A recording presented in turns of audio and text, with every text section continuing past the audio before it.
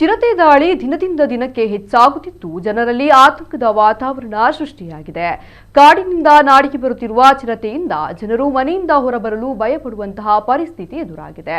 ಇದೀಗ ಕಿನ್ನಿಗೋಲಿ ಸಮೀಪದ ಧಾಮಸಕಟ್ಟೆಯಲ್ಲಿ ಮೇ 30ರಂದು ಚಿರತೆ ಕಾಣಿಸಿಕೊಂಡಿದೆ.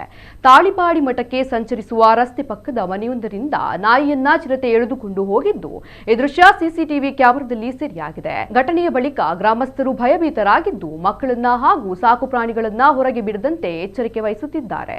ಈ ಭಾಗದಲ್ಲಿ ಚಿರತೆಯ ಸಂಚಾರ ಹೆಚ್ಚಾಗಿರುವ ಶಂಕೆ ಕೂಡ ವ್ಯಕ್ತವಾಗಿದೆ.